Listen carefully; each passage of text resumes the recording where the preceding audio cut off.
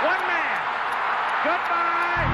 Hello, Heisman. 20, 25, 30, 35, 40, 45, 50, 45. There goes Davis. Oh, my God. Davis is going to run it all the way back. Auburn's going to win the football game. They give it back now to the 30. They're down to the 20. All the band is out on the field. He's going to go into the end zone. Four-man Alabama rush. Got him. Oh, no, they didn't. Oh, my gracious. Yep. How about that?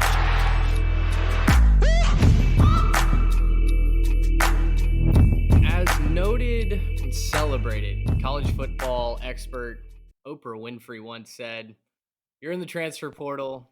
You're in the transfer portal. Everyone's in the transfer portal." With that, we welcome you in to the Three Technique, a college football podcast at the intersection of the X's and O's and the Jimmies and the Joes. I'm Mitch Mason, along with Trey Reeves, Garrett Turney. Gentlemen, no word on if either of you guys will be in the transfer portal. I thought about dipping my toe in, but after further consideration, I think I'm back for another trip around the sun with the Three Tech Pod. I hope you guys are going to join me. First off, I want to thank God because without him, none of this would be possible. I want to thank my family. I want to thank my wonderful co-hosts and just thank you guys for the amazing opportunity to be here. With that being said, I'd like to announce that I'm coming back for one more year. We're going to come back for one more year. We're going to bring it home. I'm so excited to see what we can accomplish with this team, and we're going to get it done.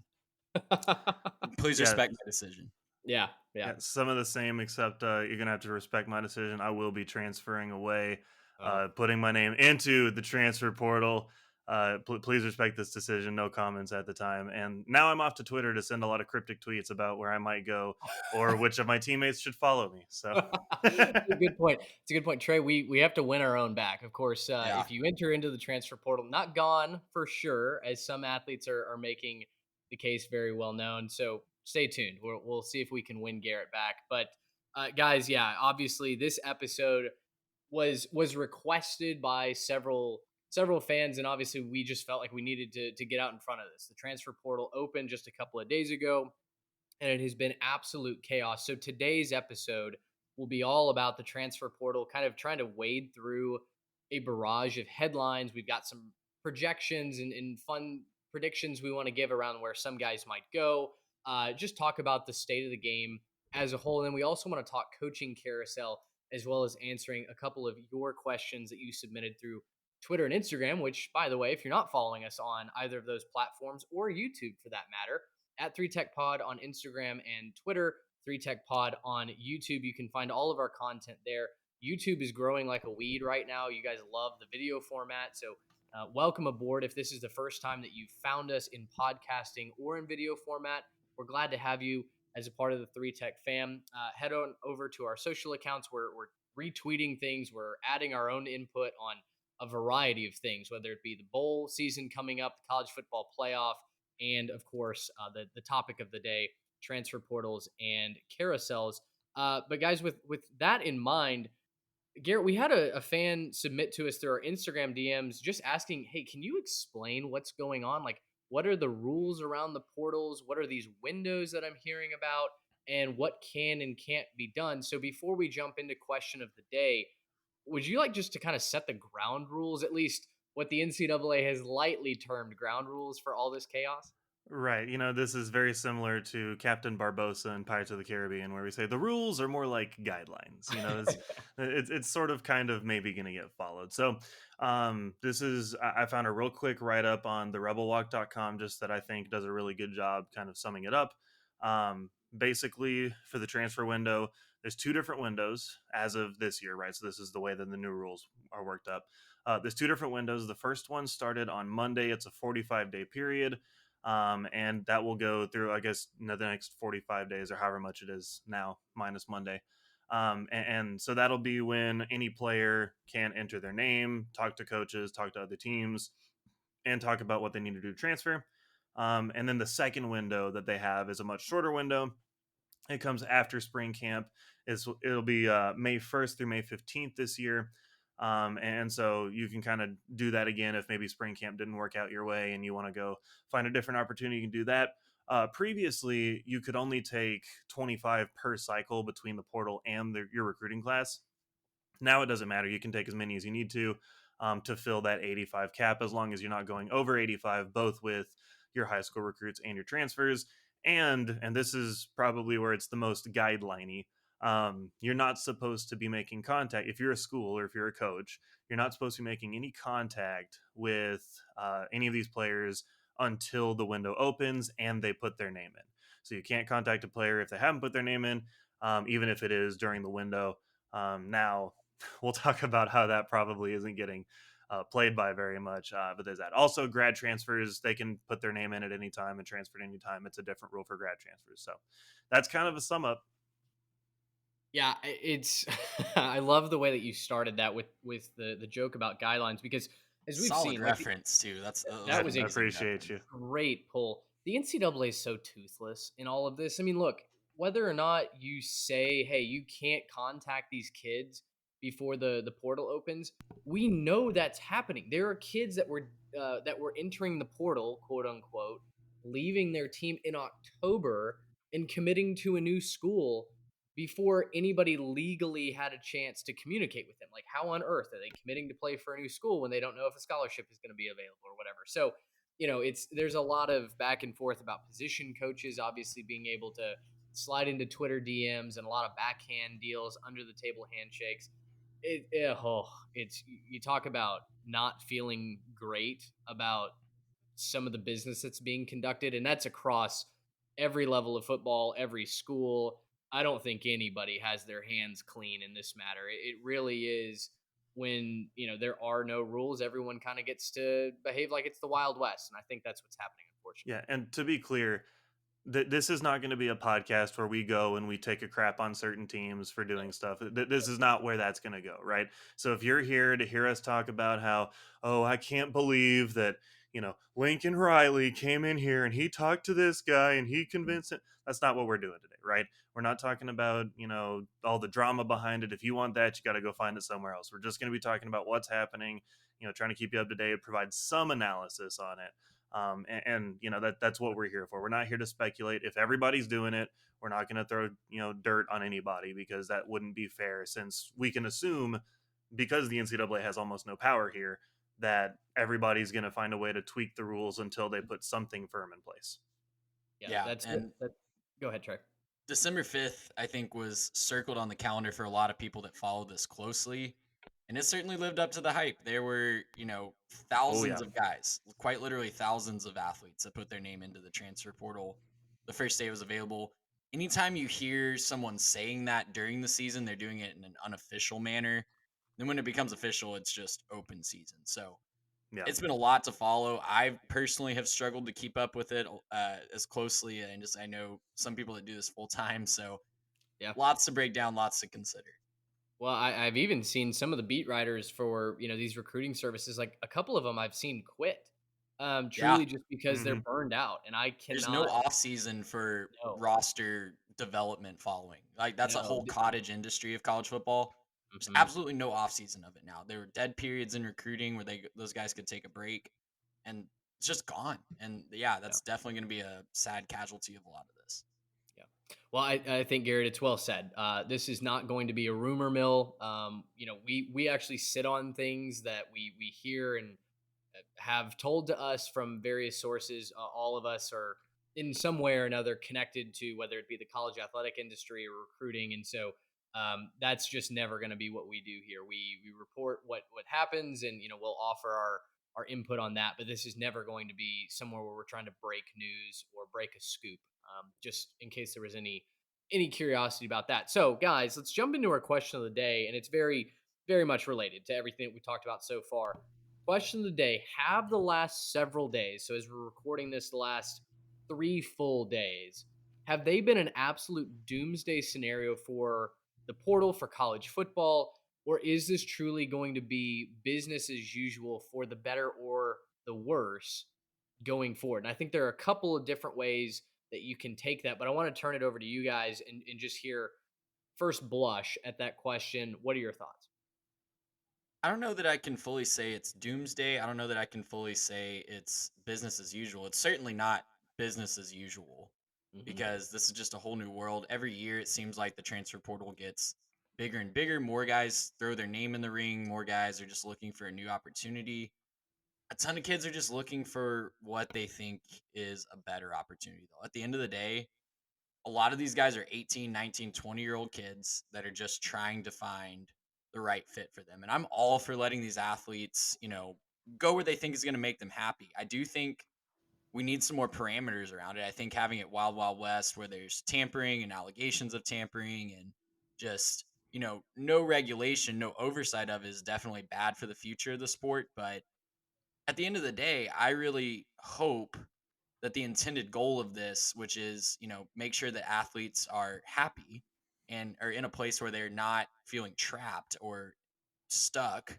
I hope that that can continue to be the driving force behind this. We all know that NIL is going to factor into this more and more. We know that college football is a cutthroat world. There's roster limitations. There's a lot of money changing hands. And at the end of the day, it is sort of not even sort of, it's a business, right? It's a business and business decisions have to be made. But what I hope for is that, for all the high profile guys that we see, and we're going to name a lot of them coming up really soon as we talk about kind of break down some of the surprising decisions. For all those high profile ones, you're like, wow, why would they transfer? Look at that. There's probably 4 or 5, maybe even 10 for every one high profile one that's just a kid trying to make a good decision for himself. He wants more playing time. He wants to be closer to home. He has family issues that he needs to take care of. He might have a better NIL opportunity somewhere else. So at the end of the day, I think that's what this is more about on the underbelly. Now, we're going to focus on the top high profile guys. We're going to focus on the guys that can make an immediate impact because they were already starters or high profile guys at their previous school. But the spirit of this rule is to help kids make sure that they're happy. And, I think we're also seeing a huge uptick in it because of that COVID numbers crunch. All the guys that got an extra year because of Hmm. COVID, there's not enough roster spots for all those guys and all the guys that want to come in from high school. So we're seeing this just crazy mad dash for not a lot of spots. There's too many players and not enough spots. And I honestly don't know how long we're going to see the effects of that. How long is that going to be just a lingering effect? Because we're seeing some guys get a 6th or 7th year of eligibility when you factor in this COVID year. And that's definitely something that's factoring in this as well. But no idea how long that's going to last. Every sport is seeing this to some degree with that COVID extra year of eligibility, but we're really, really focusing. I think a lot of the alarmism is focusing on these higher profile guys. Yeah, and I keep going back and forth on this whether or not I think what's happening now is a good thing. In the short run, I think what this currently is going to be a transition. I don't think what we have right now is sustainable, and I think there will come a day where this hits a boiling point where either the student athletes, they realize, you know what, this is absurd. I shouldn't put my name in the transfer portal, and it'll become almost a bad idea, and it'll get a lot of stigma around it because it's a place where you go to no longer play sports at all. And I think we could see that on one side, though. You have a lot of student athletes who, I think, to simplify it even more, they just want to play the game, right? Hmm. They want to go play the game. They went to a college where they were told they were going to be a big part of the game plan, and they've been sitting second or third string for a long time, not able to play, right? And they were told that they want to do that. It may not have anything to do with draft stock, winning a championship, NIL deals, anything like that. It might just come down to they want to play, right? They love playing the game and they want to do it. So, I think that's helpful. I also think this is really good for some of those top players who, they're just maybe a little bit more talented than the situation that they're in, and they want an opportunity to compete at the highest level, right? I'm thinking about, we have several players even in this top group. I'm looking at it right now that they probably should have more opportunities than they currently do. I mean, I'm looking at guys like Devin Leary and Hudson Card. Devin Leary could come back and play, I think, but Hudson Card got passed up at Texas. He's a very talented quarterback, and he deserves to play somewhere. That's going to say, you know what, we don't recruit quarterbacks at as high a clip as the University of Texas does. And So, whatever program gets him is going to be thrilled to have him. And he's going to be a starter at that program. oh, absolutely. And he'll play really well, and he'll give them a chance to compete probably from day one. But even, going down to guys like Luke Altmaier, right, who, they got passed over again. And those guys they can play well. They can play well for teams and give them chances to win. On the flip side, though, I think the problem is it kind of hurts certain programs' abilities to grow kind of organically.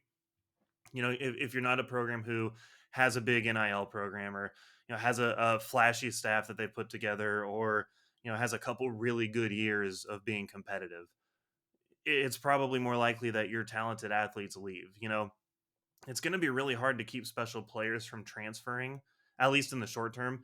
And if we think about taking this back a ways, this means that guys like Mike Vick would have gone and transferred to like Ohio State, and Johnny Manziel would have transferred to Bama, and Lamar Jackson would have transferred to Clemson, just because those are the places where they could have the best opportunities to win championships and not get drowned in the fact that, yeah, you're a star player, everyone's watching you, but the team around you isn't there, right? The team around you isn't where you are. A lot of those decisions would have gotten made probably, and I don't think that would have been better for college football. I kind of like having the teams that come out of nowhere, because you got one guy playing hero ball, and so I don't think that this necessarily can go on for very long. I think this is gonna have to change at some point. Otherwise, you're just gonna get same old at the top. And at some point, I think you're gonna have to see this break where conferences get involved or things like that, and they stop this from becoming a long-term problem. But how people navigate this the next couple years, I think, is going to mean a lot for the landscape going forward. So, a couple of key points to note here. Over 2,500 kids are currently in the portal. Now, that includes all levels and walk ons. So, don't think that's all Clemson and Alabama and Ole Miss. It's across all levels of college football. But now over 1,000 of them are D1. 1,000 plus out of 13,000 players are in the portal when it comes to Division One big boy football, what we think of when we watch college football on Saturdays. Currently, team leaders with guys in the portal, Virginia Tech, I believe, has 13 kids now in the portal. Clemson, Texas A&M, Ole Miss, now Florida and Alabama. In fact, we're recording this on December 7th. This morning, Florida had 6 guys enter the portal at the exact same time, which, right after DJ Lagway, one of the top quarterbacks for the 2024 class, committed, said Florida's building something special. I just think it's kind of funny that on the same day he says that, they have just a mass exodus. Who knows what Billy Napier's program will look like in a couple years' time. Alabama, shockingly, I think 2 days ago, had a very similar situation where a number of guys all entered into the portal at the same time. In fact, out of 15 scholarship linemen, as of recording this, 7 of them are in the portal right now. It's looking like Alabama may be very, very thin when it comes to playing that Sugar Bowl against Kansas State. Notable names, again, this is not going to become a laundry list of guys that are in the portal, but notable names specifically when it comes to quarterbacks that are in the portal. We talked about the preseason and the beginning of the season, how the ACC was so strong from a quarterback perspective. Like, all of them are either in the portal or considering it. So you've got guys like DJ Uiagalelei, Keaton Slovis, Devin Leary out of the ACC. Other quarterbacks, Hudson Card, Garrett, as you mentioned, Drew Pine at Notre Dame is in the portal. Cade McNamara has already committed to Iowa from Michigan after losing that job to JJ McCarthy. Graham Mertz is transferring out of Wisconsin, and we're still waiting to see if Drake May enters the portal. He may be the hottest quarterback name in the country if he decides to portal.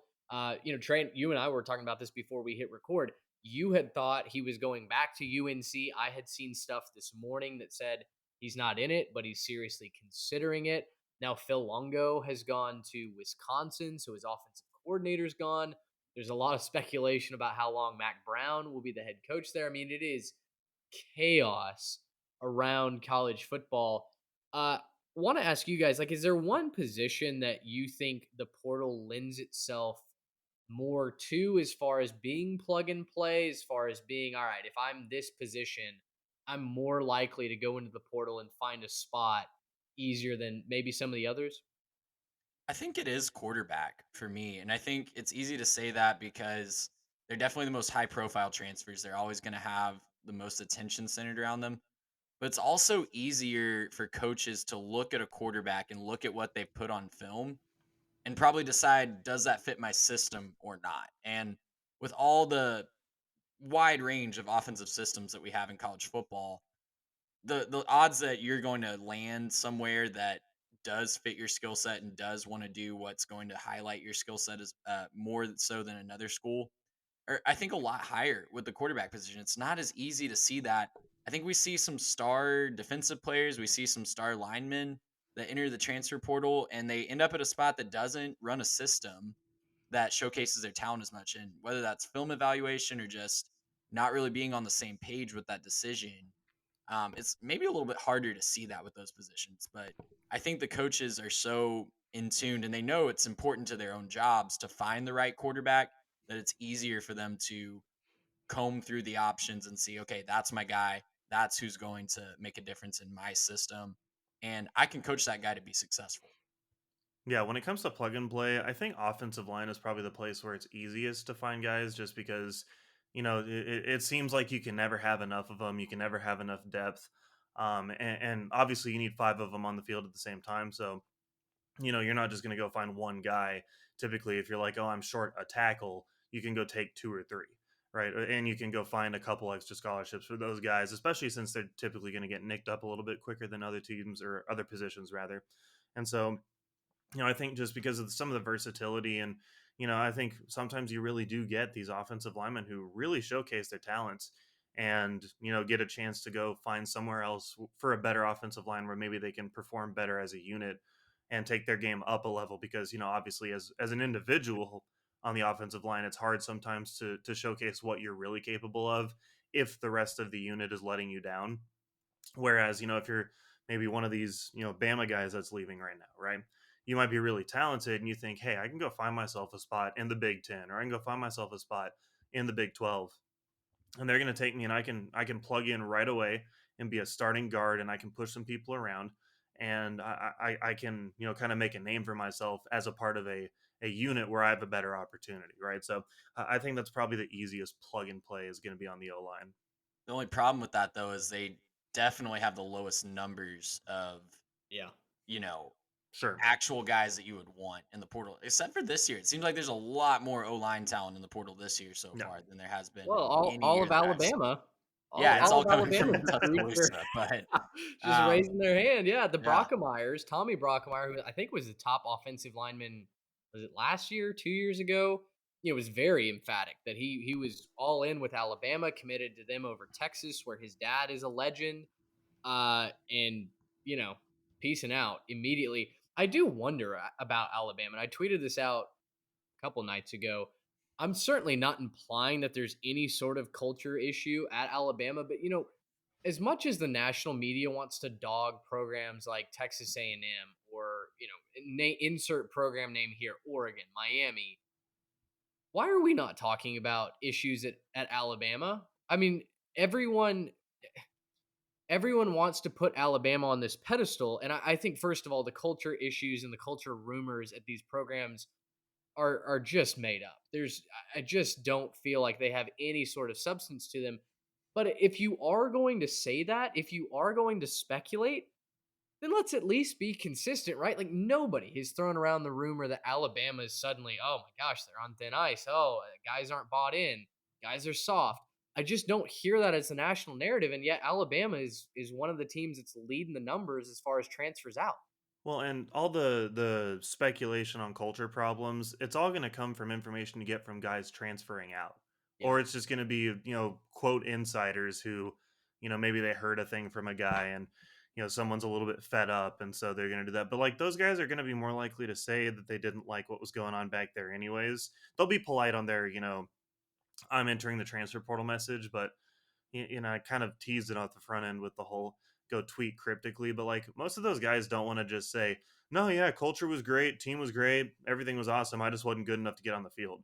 That's probably not what most of these guys want to say. What these guys want to say is, well, if it wasn't for this other guy who coach just liked better, or if it wasn't for, the fact that I hurt my knee that one practice and so I had to sit out, so he took my spot. I mean, that's what most of these guys are going to come up with for why they couldn't cut it at the last spot.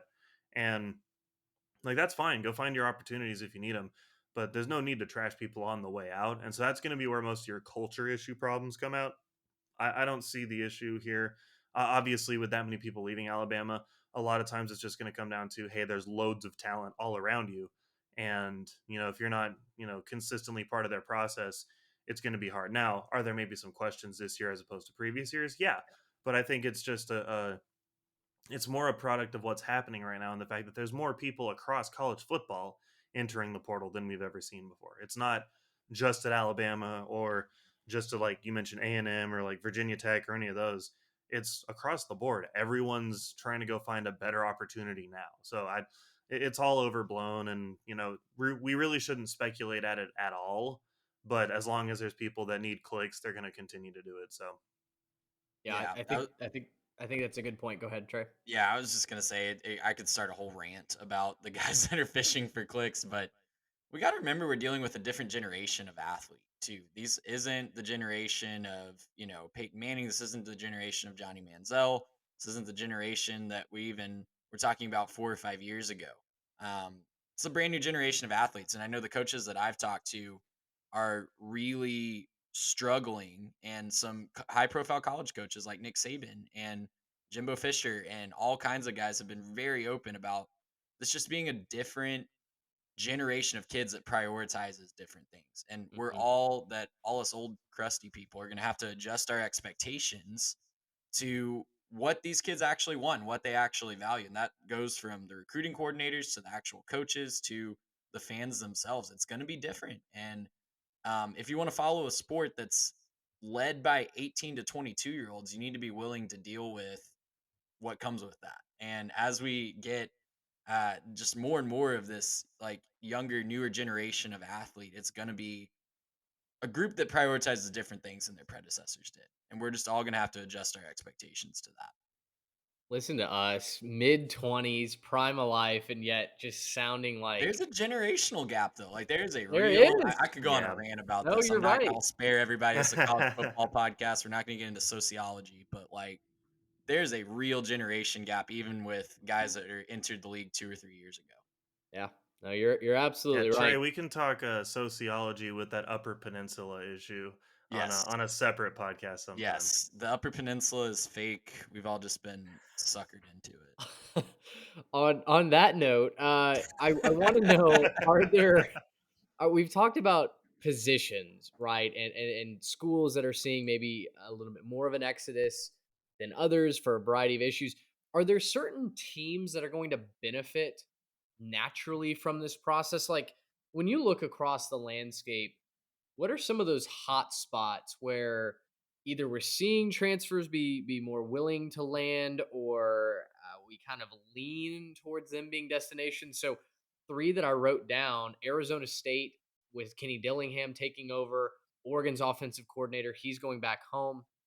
Colorado, obviously, uh, whether you think they're going to actually win or not, with Dion going to Boulder, and then even Group of Five schools like SMU, like Tulane, that have a lot of smoke. SMU's already got Charles Woods, who is a former four-star cornerback at West Virginia. He's from the Dallas area. He's already shut it down. He entered the portal on the 5th. I think the next day committed to SMU. I know the Mustangs have a lot of interest from some national recruiting, or national recruits, I should say: California, Colorado, New Mexico, etc. What are some schools that you guys kind of anticipate being maybe at the top of the list for transfers looking for a new home? It's easy to say that it's just going to be the big dogs like Alabama, Ohio State, Clemson, but I mean, honestly, even if they get some of these higher profile transfers like they did the last cycle, they have the talented guys there anyways. It's not really necessarily changing much. I think the programs that you're going to see really benefit from this is, I mean, Ole Miss certainly has branded themselves as Transfer U, and they've really embraced that they might not compete with Alabama, some of the other schools in the SEC in high school recruiting, but they are going to be a transfer destination for elite transfer prospects. I'm also really interested to see if Cincinnati, Houston, and UCF see a bump this year as they're moving into the Big 12. I didn't lump BYU in there because obviously BYU has different admission standards, and I honestly don't know what their transfer process looks like. But those three, especially as they're making the jump from the G5 to the Big 12, could see a really nice bump this year. Yeah, I think you're going to get two types of teams that really benefit from this. And there's probably a decent sized group of these teams, but I just kind of added a couple of them. So the first team I think that benefits the most from this is going to be the teams that had immediate success this year that surprised people, right? Big risers, maybe jumped out, shouldn't have done what they did. Teams like TCU, right? Can TCU add some playmakers after just proving, hey, Sonny Dykes has something going on in Fort Worth, right? What about FSU, right? FSU kind of resurging a little bit from what their previous couple years have been, showing, hey, we can kind of be here to stay. And now that there's teams like Clemson or UNC that, they had more success this year, but maybe don't look as convincing. What about us, right? What about teams like Utah or Michigan who they claim conference championships, right? They say, hey, I just won this. And like, are you going to pretend like that didn't happen?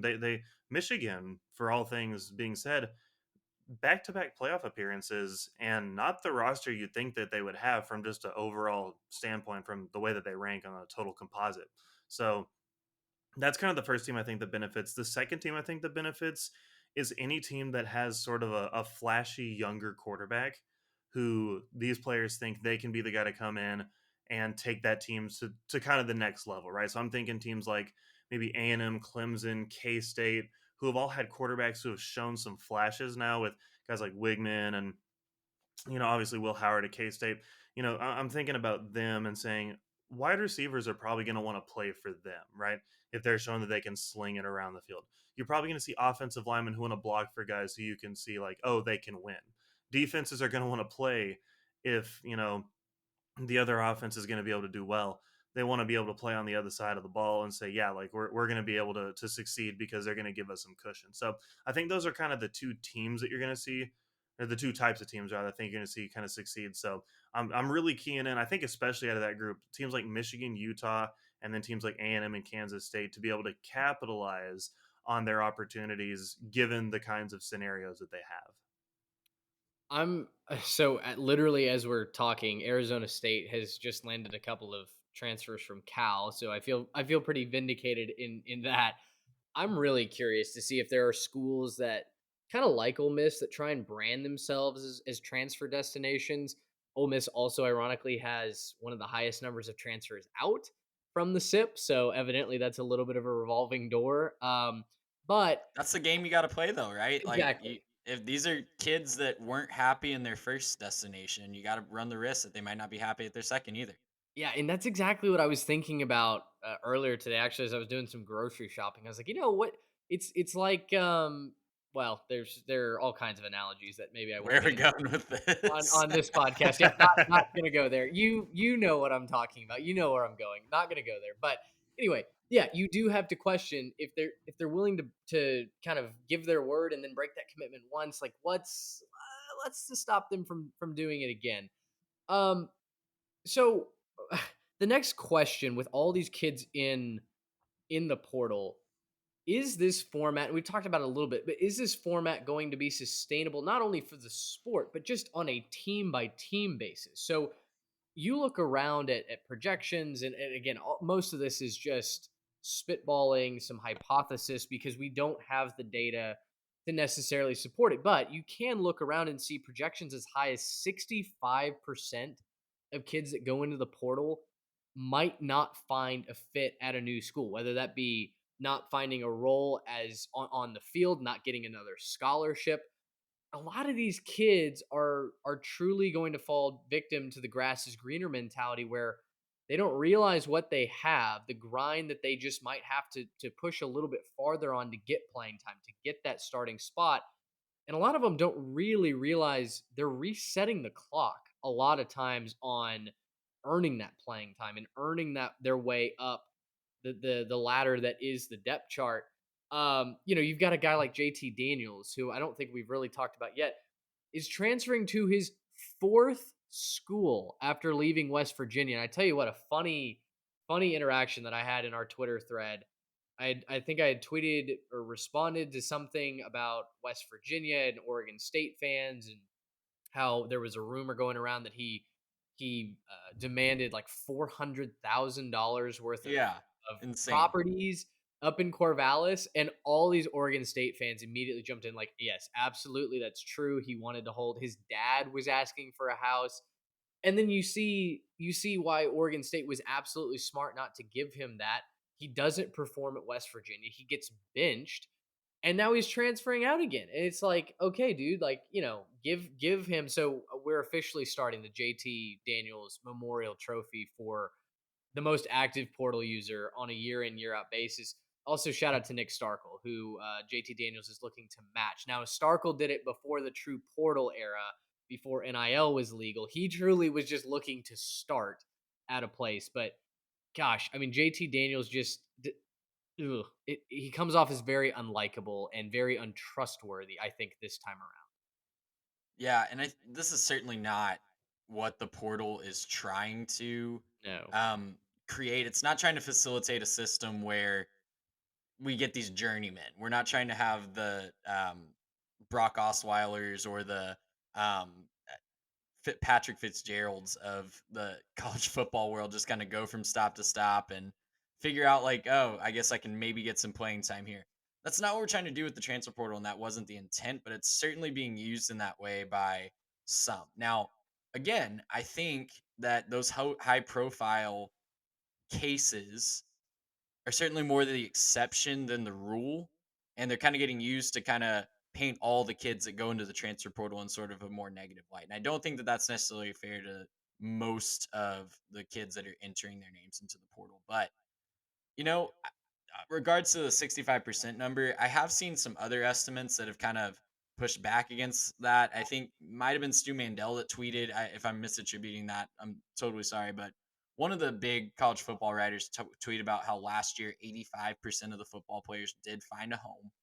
Whether or not they got the starting job that they might have been promised, that's a whole nother issue, and we'll never know. But the portal also works two ways. So I hope it's not the Wild West forever. We do have to find some way to curtail that multiple transfer rule, though, because we don't want those journeymen. Also, just wanted to do some quick research on this because I was curious. If our numbers are accurate so far, you said we've got about 1,000 plus out of about 13,000 D1 players. So that works out to about 7% so far of Division One football players that have entered the transfer portal. I just did some quick research while we were talking about it. I don't know how accurate these numbers are, but what I've seen is about 10% of college students just in general transfer every year. So Wow. again, we're talking about 18 to 22-year-olds here. And I don't know about you guys, I didn't make the most great lasting decisions when I was 18. So I'm all about giving them some grace and just realizing that the high profile stories aren't going to be the story for everybody. Yeah, I was gonna say, Trey, you saw my dorm room when I was 18. That was a poor decision. It That was was, an yes. extremely poor Yes, it decision. was. No, we made a couple poor decisions in college too. But no, you're totally right. These are college kids. They're not gonna always understand what's best for them, and ultimately, this is gonna fix itself over the next couple years, right? There will be a time period now where maybe 2-3 years where I think transfers are going to get worse and worse. I think you could see probably a bubble of transfers where you start seeing things like a third of a roster leaving every offseason, depending on maybe how it all works out. I think it could get up to those numbers just because guys are going to want playing time. That's it. You can't play all of your roster. There's probably going to be about a third of the guys who don't see a lot of playing time every year. And so I think whichever teams can kind of navigate this the best, I think stand to benefit the most coming out the other side. There's just too much invested in college football to watch the whole thing crumble like this, right? This is going to go off to crumbling standpoints if we don't see this get fixed, right? There's no way that you could possibly watch whole teams leave and then just never find a place to be, right? Where there's bits and pieces getting picked out, and all these very talented athletes just don't play college football anymore because they couldn't find a place on their first stop in the transfer portal. I just don't see that happening long term. In the short term, absolutely, there'll be a lot of guys that get passed over, stop playing. It just probably means that the new landscape is going to look way more different than it did even pre NIL, pre portal. I think we're even in for some more big changes. Probably what you're going to have to see is conferences start getting involved to dish out some cash for massive NIL collectives, and you'd have something along the lines of like the Big Ten collective, the SEC collective, to where they can split some of those TV revenues up and keep some of the more mid-level programs afloat and give those guys a little bit more incentive to stay. probably you're going to need to see some more schools just step up and organize their donors and say, hey, look, if y'all want to keep watching football, it's not going to be a good product here unless y'all step up and start giving to a collective and getting it together, which I think is ultimately a good thing because it'll make people invest in the sport if they want it to be good, right? No more super old stadiums, no more super old facilities, none of that anymore. You're not going to be able to get away with that in this new era of college football. At the end of the day, I think you're just going to get what you pay for. There's going to be some programs that don't want to invest and they're not going to get the players. They're not going to get anything close to a competitive team. And at some point, the programs that do want to invest, you're going to see them actually see it pay off. Teams like, in the short term, what I'm thinking of are teams like Kansas and Colorado, right? They've invested in their futures, right? Kansas just extended Lance Leipold to a massive contract to keep him there and keep him happy. That's a great decision for them. We talked about that during the season. If you find a coach at Kansas who's going to be passionate and get the most out of your players, you sign him to a long-term deal. You let him run that program, and they're going to start turning some of those facilities over as well. Colorado, same situation. They're investing with Prime. They said they don't even necessarily have the money for him, which is a whole separate thing that I have ideas and opinions about. Yeah. I don't, even if it's true, why do you say it publicly? Anyways, but I don't know. I can't see how that's a bad thing for Colorado though, right? To be able to say in the short term, I want a massive influx of talented players. I want an influx of coaches that are going to come. I mean, he's made some splash hires too. So I think if you're willing to invest in your program, you're going to see it pay off for you. At the end of the day, what we currently have isn't going to, last forever, but something will come out of this as the landscape shifts and kind of finds the right balance.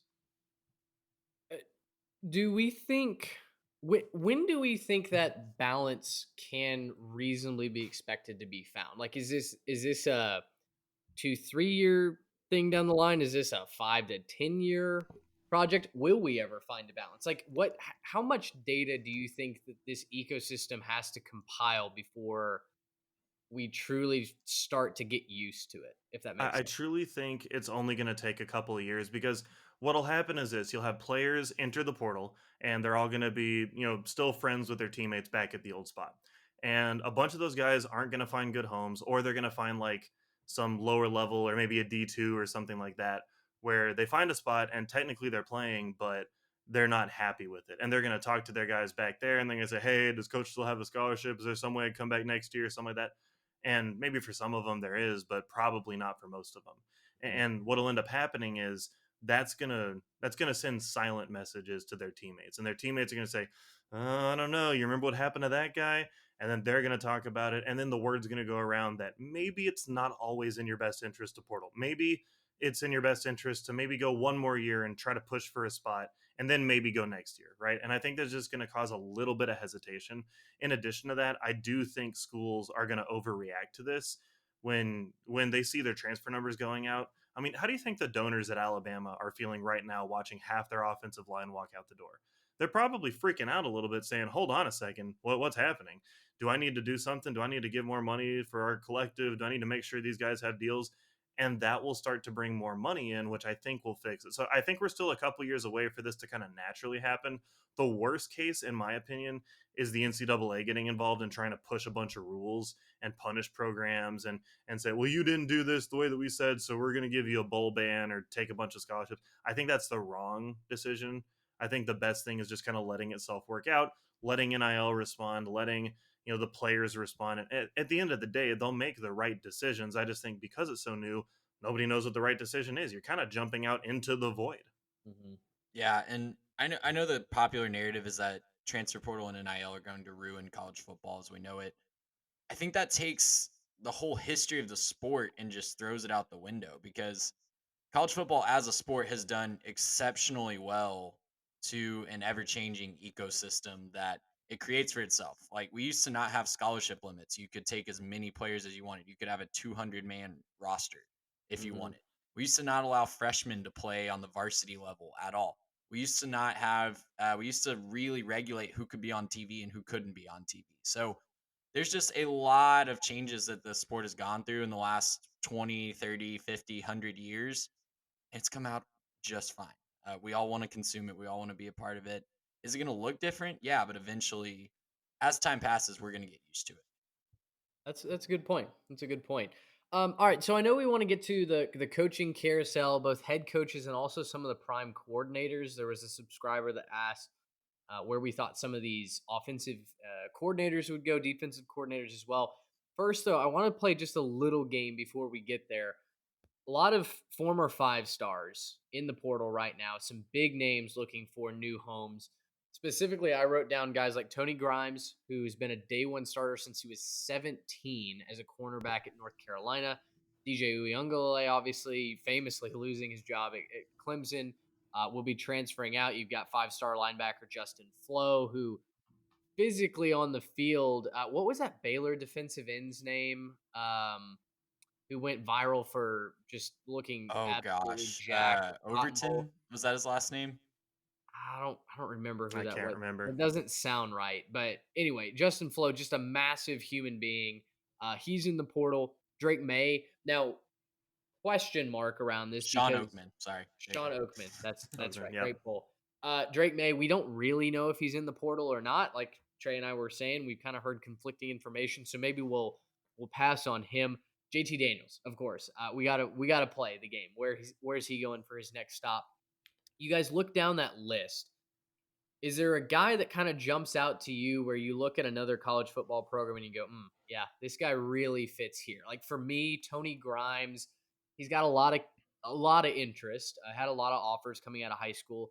I've read a lot that Texas A&M is high on his board. Ohio State also seems to be a great fit for a guy like Grimes. Where goodness, that secondary could use a talent infusion yesterday.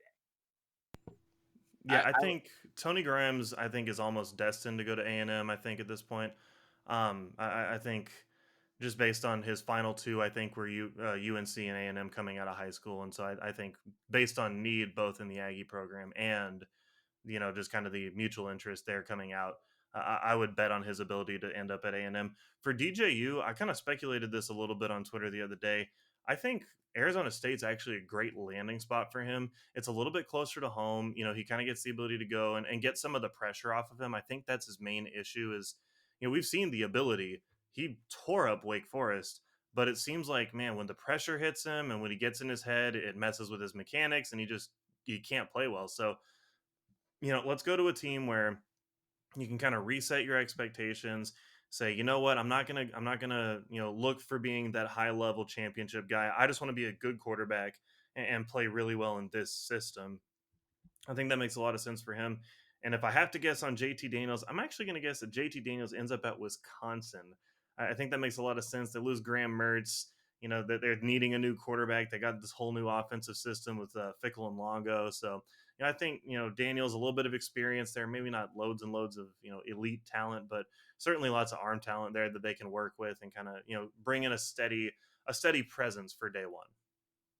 Yeah, I don't know that JT Daniels makes it to the Power Five, man. No, I don't either. I think he's had plenty of opportunities, and I think coaches are going to look at that and say, just with the plethora of options that they have in the portal this year, that he's not going to be at the top of their list. So if he makes it to the Power Five, I think it's going to be at a school like Northwestern, like less than Wisconsin. Yeah. I actually think he goes somewhere along the lines of like, gosh, this is gonna sound so insulting to whoever I pick, but probably like a lower, like a Sun Belt or a Conference USA team. No. Say a team. Say a team.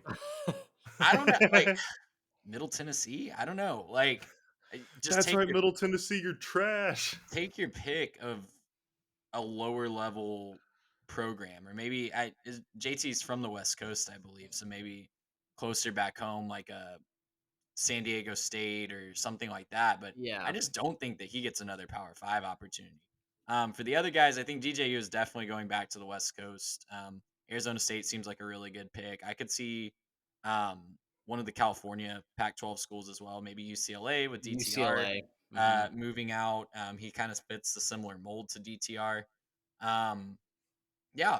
Drake May is going to be fascinating to follow, though. I think if he ultimately is in the portal, I've seen a lot of people linking him to Bama if he does enter the portal, but Bama, Jalen Milroe, I don't think is the quarterback of the future, but they have 2 top 10 guys committed in 2022 or 2023. So yeah, not really thinking that Bama is going to be the play for him, but I could be wrong. He's a Bama legacy, and was That's fair. Yeah. originally committed to Alabama before flipping to UNC. I think that's why there's a lot of speculation. Yeah, Bama does not have a shortage of quarterbacks, but if anything that we're learning from the portal, you can always use one more because you never know when that guy is going to walk out the door, right? So I kind of agree with DJU, somewhere West Coast, somewhere. I've seen even Virginia floated around because Tony Elliott was his offensive coordinator. Now Yeah. it's not like he did great under Tony Elliott, but he liked him, is familiar with him. I think he needs to go back home and run more of a pro style offense. I don't know. I really don't know where DJU's a fit. He's a great athlete, but goodness, he lost me as far as being QB1 this year at Clemson. Now they don't have the receiver talent that Clemson has had in the past, but still, like you've got to be more than a 98 yards and 2 picks kind of guy. Like at Clemson behind that offensive line, move the chains, put points on the board. I don't care if you're throwing to 5 stars or not. I think for Tony Grimes personally, I'll say Ohio State just because Yeah. I've seen a lot of smoke there, and it makes a lot of sense. A&M makes a lot of sense too, but Ohio State is closer seemingly to winning a national championship. That seems like a spot where they could go, and especially with that Jim Knowles defense, where they truly do seem like a couple cornerbacks away from actually being elite. Justin Flo, I think he's going to go to Miami. I think he's going to follow Cristobal. And listen, nothing against the guy. I think he's a very talented linebacker, but can't stay healthy, dude. And for me, if you're an absolute liability in the training room, I've got to step back and go, okay, I know you're a 5-star. I know physically you're a stud, but man, I need you 11 games out of the year. I need you in the conference run when we've got 5 games in a row to win a division title, right? And I don't know that you can count on Justin Flo. Same with JT Daniels, Trey. I think for me, if I'm a Power 5 program, I want nothing to do with him. Yeah. No, he can kick rocks. Like, Yeah, he's not. Does he have a national championship ring? He does. Did he earn it? No, he didn't. So for me, I'd rather see him actually go somewhere where if he's got a pro dream, which I know he does, go somewhere where you can throw for a bunch of yards and maybe do it against lesser competition and ensure you're not going to lose the job to a 3-star quarterback who no one's ever heard of at West Virginia, right? I mean, you got to set yourself up for success and maybe don't demand hundreds of thousands of dollars in NIL money because at this point, you're not worth it. All right, so let's move into the coaching realm. We're 50 plus minutes into this podcast. Want to make sure that we do this justice. So as we talk about the head coaching hires, and I've got the coaching carousel put in our notes, Doc. Currently, as it stands, you've got Purdue, North Texas, Stanford, and Western Michigan that are open right now. So four jobs that are seeking new head coaches. Filled, you've got Nebraska, Charlotte, Arizona State, Wisconsin, Auburn, Georgia Tech, UAB, FAU, Texas State, South Florida, Colorado, Liberty, Coastal Carolina, Cincinnati, Tulsa, UNLV, and today, literally as of today, Louisville has hired Jeff Brom away from Purdue. So as we think about head coaches, which of those vacancies that is now closed, that has hired their head coach, which of those do you feel the most confident about going into 2023? Do you feel like is going to be the slam dunk hire as we have data available right now going forward? For 2023, man, before you put the qualifier on for 2023, I was all in gonna say Nebraska, but Matt Rule just loves to tear it down to the studs and Yes, he does. build up from there. So They might win 2 2023, games I next think, year. yeah, 2023 could be rough for Nebraska, but I think long term, they're in the best hands. FAU with Tom Herman. I don't hate that hire. Like just on a different scale. Yeah. I don't think that he was the right guy for Texas. I don't think that he ever. Honestly, I don't know that he necessarily got like the fairest of shots at Texas. He's definitely performed better than other coaches that they've had recently, but the expectations were probably just a little bit too big for him. Yeah, I think for 2023, Luke Fickle is a really nice name as well. I'm sorry I'm taking all the top ones here, Garrett, before you answer this question, but final answer for 2023, I'll go Luke Fickle. Yeah, no. And speaking of Tom Herman, good for him for losing so much weight. He looks great. There's a whole picture of him at Texas and at FAU. They just don't look like the same person, and so good for him. But I think for me, if you're looking at just like splash immediately, gonna play a lot better, gonna get a lot of people's attention, I think you have to look at Hugh Freeze at Auburn. I think just the talent that's available to you and the ability to compete immediately. He's done such a good job in the past. Maybe you can question whether or not it was ethical, but he has done a good job at all of his past stops. And I think he's got the know how to be able to kind of use what he has to do well. They also retained key members. I think Cadillac Williams retained as well. So being able to keep that with the staff, I think, is a massive plus for just morale and team buy-in. And so, I can't see how he doesn't succeed. I know that it's the SEC West, a little bit down this last season, so maybe there's some opportunities there with some of these other teams trying to still figure out maybe who they are and where they are as a program. Hugh Freeze is either going to win multiple national championships at Auburn or flame out within 3 years, and there's not going to be any in between. I believe that. I think you just described the Auburn football program. It is it is either hell or high water. Gene Chizik is gonna. Well, no, actually, Gus Malzahn is gonna. No, that's pretty much the same. There's no in between there. I think immediately, I think you're going to see Kenny Dillingham inject a lot of life into Arizona State. He's already doing it in the transfer portal. I think he's a quarterback away from at least being competent. Now, I mean, shout out Washington. They ruined their season. So, they had a puncher's chance this year. It's a fun recruiting area. It's a school that obviously a lot of players want to go to because it's a big party school. Good weather if you like the heat, and a lot to do right around that area. So I think Kenny Dillingham has a chance going home to where he graduated from, has a chance to be really special there. We haven't talked about Colorado in depth. We reacted to the hire on Sunday's episode. Do y'all have any other thoughts on that before we move over to the coordinators and our subscriber question?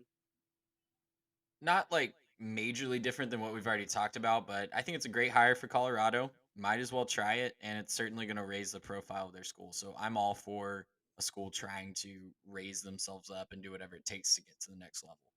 Yeah, and you may not like all of the drama around it. There have been some leaks and some rumors about maybe the way that Jackson State was actually handling some of their finances. I don't know if any of that's true, so I'm not going to speculate on it here. But I think my biggest complaint is how he comes in and he says some real things to those players in there, and everyone in the sports media is just freaking out like, how could he say such a thing? I can't believe that he would go in there and talk to these players like that and say this stuff right out on the outset. He's all about himself. I'm like, yeah, you hired Primetime. Yeah. Of course he's all about himself. What do you think? Like, Nick Saban says the same things, they just don't film it.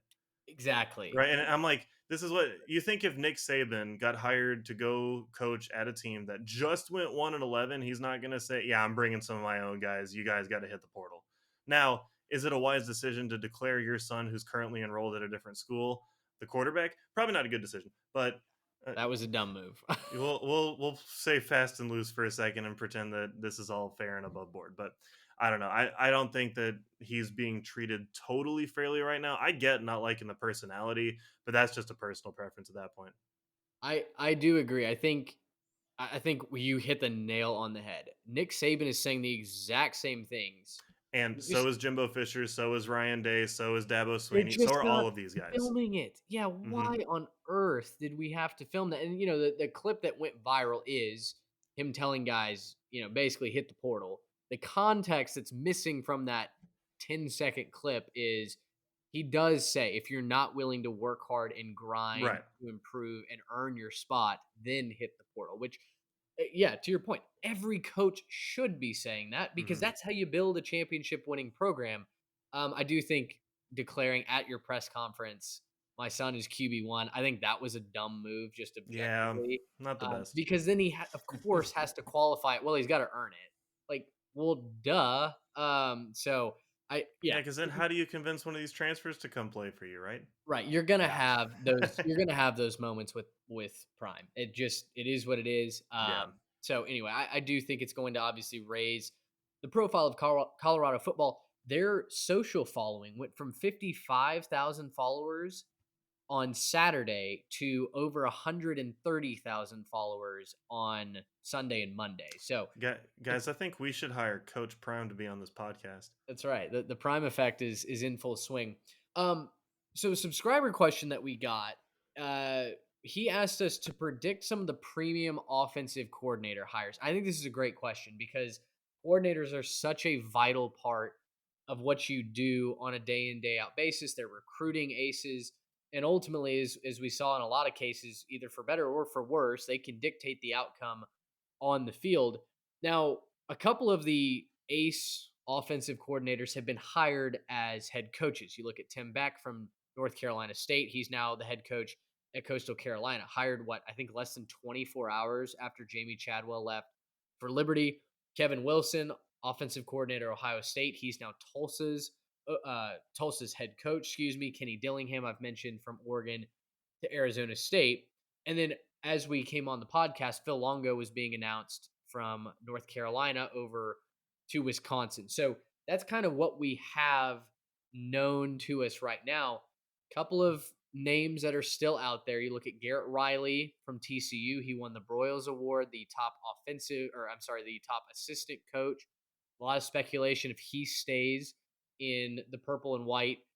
You've got Jeff Grimes at Baylor, 6-6 season for the Bears. He's been known to come in and revolutionize some offenses at BYU, and then last year at Baylor, he did a great job helping them to a Sugar Bowl victory as well.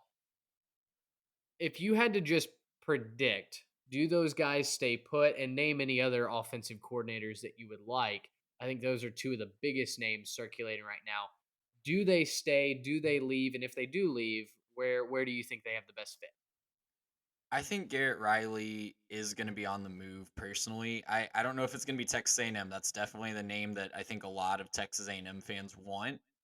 Ohio State now also has an offensive coordinator position open, Yep. and I think that would definitely be a very enticing move for him as well. I think those are the top two for the Texas A&M job. Those are definitely Grimes and Riley are definitely the two that we've heard the most about from Texas A&M. That seems to have the most smoke. I don't know, like that's two very contrasting styles though, two very different approaches to offense. If I'm gonna throw another kind of off the wall candidate into some of these high profile jobs, Seth Luttrell was kind of Sure. surprisingly fired by North Texas. He would make a heck of an offensive coordinator, offensive analyst for a program if he wants work right now. I don't know what his buyout situation was, and I don't know if he wants to take a break from coaching. Obviously, a lot of guys do that when they're let go from a head coaching job. But if he's on the market, I don't know that he would be my first call before Garrett Riley, but he would definitely be up there on my hot board of candidates if I was hiring an offensive coordinator. Yeah, just out of those two, I think Riley's probably moving. I think I'd probably bet on Grimes to stay put for now. I don't think there's too many jobs where he would move to a definitely better situation. The only situation he'd get better is probably pay at some of these bigger programs because I know that Baylor maybe is sometimes limited in their resources. But outside of that, I think Riley, this is his time to move. I don't think that based on the talent that's coming back to TCU next year and everything else around that, I kind of think that this is his chance to really move to a bigger program. Who he picks, we'll have to wait and see. I don't have a great read on that one right now. So, What do we think about Brian Hartline at Ohio State? Wide receivers coach, ace recruiter. I mean, has brought in some of the most loaded wide receiver rooms in college football history. Is that a guy that Ohio State could hire from within? Do they want to just keep him in that wide receiver role? Because I know there's a lot of interest around the country in Heartline. Now, of course, built-in advantage for the Buckeyes. That's where Brian went to school and made a name for himself before going pro. yeah, I think from the recruiting standpoint, he probably is going to get promoted at Ohio State. If I had to guess right now, that would be my best guess. Just because I think that he's so familiar with the system. There's a lot of continuity there. I don't think there's any real complaints about their offense, maybe personnel or things like that, but I don't think there's any real complaints about Ohio State's offense. And so the more you can just kind of keep things on the right track and keep your ace recruiter involved, I think that's valuable enough to Ohio State to try to let him come on up and, kind of get maybe mentored in that role a little bit before he gets primed and ready to go take a head coaching job somewhere else. So that's what I think makes the most sense for him. Wouldn't shock me to see him go anywhere because he's absolutely worth a lot of these programs trying to take a shot at him. Yeah, I don't know. I think it's really going to depend on what he wants. Ohio State is going to want to keep him on staff, and I think they value that enough to kind of give him whatever title he wants. He got the passing game coordinator title added this year, but if he's happy with that title and just kind of being known as the best recruiter in college football, sometimes that's all guys want. Sometimes that's, what the ambition that they have. So, yeah, very hard to say. I think it's going to depend on what he personally wants. I bet he wants to stay at Ohio State, and they'll work that out either way. And, even if he is the offensive coordinator, he might not be the play caller. So, really going to be interesting to see how that unfolds. I'm another name I'll throw out here, and it's a easy way to work in not breaking news, but also came out today. Frank Harris returning to UTSA for another year at quarterback. So meep, go Roadrunners. They're back-to-back Conference USA champions. Will Stein, UTSA quarterbacks coach. He's a name that I've heard thrown around as a possible full-time offensive coordinator at a bigger program. He actually got hired by Oregon today as their offensive coordinator. Well, so there you go. Good call, Mitch. There you go. So listen, in the cavalcade of news, I missed that, and I think it was while we were on air. I'm looking at the 247 Sports coaching carousel, and it was definitely a little under the radar, especially with all the other coaching news today. So all three of us have Twitter open during the pod? Yes. Okay, cool. Just wanted to make sure. For sure. Twitter is open. Yeah. So anyway, hope that's a good little insight into coordinators. It's tough to project, right? If they have a current job, like where someone might go, but I think those are some names to keep an eye on. And case in point, Will Stein gets hired while we're on air. So I do look forward to in the off season kind of grading some of these, right? I mean, that's where we started this podcast back last offseason. We started grading coaching hires. I think we can work some of those coordinators in as well, and talk a little bit more about not only their fit in the system, but how they bring recruiting to the table, et cetera. These guys are so important to the direction of these organizations, and a lot of times kind of go unsung by the general public. So anyway, yeah, more to come on this space for sure. Well, I guess we're coming up against what our normal time is. Any final thoughts? We can go ahead and wrap here. We've got so much time. We've got other questions that we can get to, both on our own run sheet, subscriber questions as well. If you are wanting to have a question answered on air, definitely feel free that you can send it in Instagram, Twitter, 3Tech Pod, DM it to us. We will make sure we answer it on a future episode. Any final thoughts, though, to wrap this one, guys? Yeah, my only thought that I really have here is there's going to be a lot of people that want to doomsday this, and I want to steal words from the great Aaron Rodgers. RELAX, relax. It's all going to be just fine. Yeah. The college football sky is not falling, guys. You're still going to follow it next year. All the people grandstanding about, oh, this is going to be the death. I don't want to follow this anymore. Stop. You're going to follow it. You're going to keep tweeting about it. You're going to keep consuming. And unfortunately, that's part of the machine that we've created, but we love being part of the machine. So keep it going. It's going to keep going. The sun's going to come up tomorrow. We also have early signing day coming up, another big thing that's kind of been overshadowed by the transfer portal. Yep. That's right. It really has. I feel like the buzz around early signing day has not been as prevalent as it was last year. We'll, of course, cover that, the highlights of it. This isn't going to turn into a recruiting pod, just because that's impossible and frankly would make us miserable. But we will cover the highlights of it and bring you what you need to know coming next week as early signing day rolls around. For Trey Reeves and Garrett Turney, I'm Mitch Mason. Thanks so much for listening to today's episode. Leave a like, leave a comment on YouTube or on Spotify. Let us know what you enjoyed about this podcast. and let us know what content to keep churning out for you guys. Until next time, so long, everybody. Gracious, how about that?